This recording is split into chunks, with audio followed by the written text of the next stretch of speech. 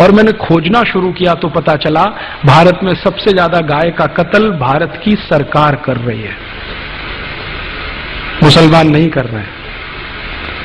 और इस देश में ऐसे कई मुस्लिम समाज हैं जिनको मैं जानता हूं जो गाय को वैसे ही पालते हैं जैसे आप पालते हैं। आप कभी आइए, गुजरात में कच्छ नाम का एक जिला है। कच्छ जिले में एक नहीं सैकड़ों मुसलमान नहीं हजारों हैं जो गाय पालन करते हैं। गाय का दूध बेचते हैं, दूध में से दही बनाते हैं, दही से मक्खन निकालते हैं, मक्खन से घी बनाते हैं और बेचते हैं। आप राजस्थान में आइए, बीकानेर, जैसलमेर, बाड़मेर, ये तीनों जिलों में एक नहीं हजारों मुसलमान हैं जो गाय पालते हैं, गाय का दूध बेचते हैं, दूध में से मक्खन बनाते हैं, फिर घी बनाते हैं और धंधा करते हैं। राजस्थान का एक इलाका है अलवर, मेवात क्षेत्र कहते हैं। पूरा मेवात क्षेत्र जो है ना मुस्लिम समाज के भाइयों से डोमिनेटेड है। वहां एक नहीं सैकड़ों मुस्लिम भाई हैं जो गाय पालते हैं, गाय का दूध पीते हैं, गाय के दूध से दही बना के वैसा ही घी और बिजनेस करते हैं। मुसलमान गाय नहीं काटते। ये बहुत बड़ा भ्रम है जो हम हिंदुस्तानियों के बीच में फैलाया अंग्रेजों ने, और ये भ्रम फैलाया था अंग्रेजों की रानी ने, जिसको हम दुर्भाग्य से विक्टोरिया कहते रहे हैं। उसने एक चिट्ठी लिखा था 1894 में। अंग्रेजों का एक अधिकारी हिंदुस्तान में था, उसका नाम था लैंसडाउन, गवर्नर था इस देश में। उसको एक चिट्ठी लिखा, विक्टोरिया ने चिट्ठी लिखा कि देखो, हम भारत में जितने कत्ल खाने चलाते हैं उनमें सबसे ज्यादा गाय कटती है। ये भारत के हिंदुओं को पसंद नहीं है क्योंकि ये उनकी अधिष्ठात्री है, माने हम उसको पूजनीय मानते हैं, मातृ समान मानते हैं। हिंदुओं को पसंद नहीं है और वास्तव में मुसलमान भी नहीं पसंद करते गाय को मारना और उसको खाना। गाय तो हमारे लिए काटी जाती है, माने अंग्रेजों के लिए काटी जाती है। अब भारत में हिंदू और मुसलमान कभी एक हो गए और गाय बचाने में लग गए तो हमारी सरकार नहीं चलेगी भारत में। इसलिए तुम एक काम करो कि जितने कत्ल खाने चल रहे हैं गाय काटने के लिए, उनमें मुसलमानों की भर्ती कर दो और हिंदुओं को बताओ कि गाय देखो मुसलमान काट रहे हैं।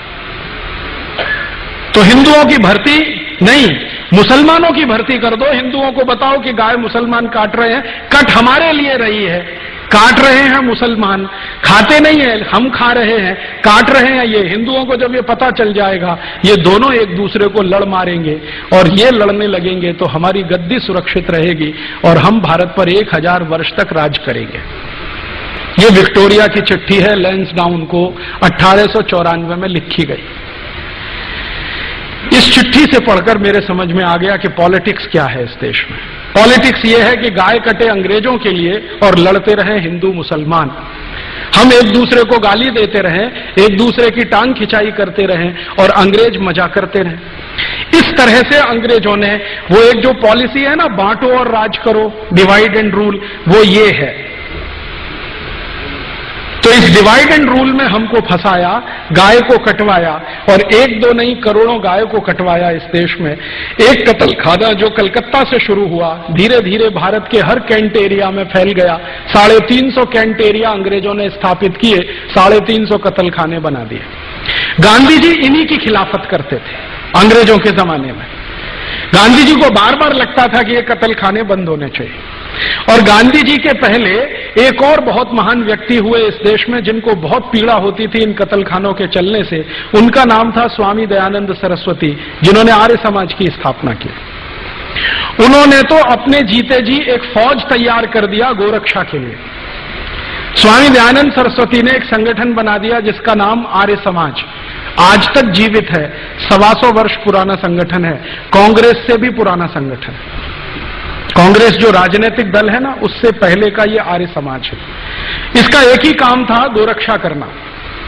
और इस आर्य समाजी संगठन ने पूरे देश के नौजवानों को ऐसा चार्ज कर दिया था कि भारत के 7,32,000 गांवों में हर जगह गोरक्षा समिति बन गई थी।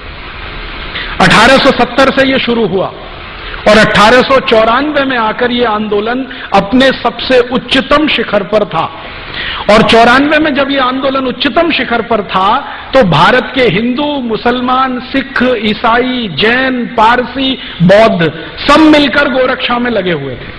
और अंग्रेजों के सामने एक प्रश्न खड़ा कर दिया था कि एक भी गाय कटेगी तो अंग्रेजों की खैर नहीं। तो अंग्रेज घबरा गए थे।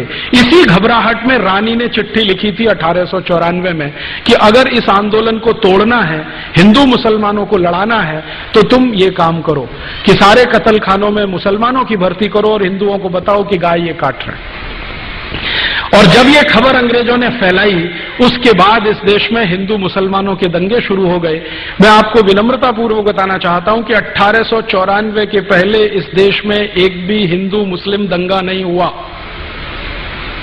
पहला हिंदू मुस्लिम दंगा 1894 दिसंबर में हुआ, रानी की इस चिट्ठी के बाद, और उसके बाद लाइन लग गई दंगों की। फिर क्या हुआ? आजादी का प्रश्न पीछे आ गया, गोरक्षा का प्रश्न पीछे आ गया, हिंदू मुसलमानों का सांप्रदायिकता का प्रश्न सबसे आगे आ गया। और अंग्रेजों ने लगभग 60-70 साल तक इसी आग को जलाकर रखा और इसमें समय समय पर घी डालते रहे। वो कभी भी ये दोनों एक ना हो जाएं, इसके लिए पूरी ताकत लगाकर अपने एजेंटों को उन्होंने भारत की बहुत सारी संस्थाओं में घुसा के बिठा दिया।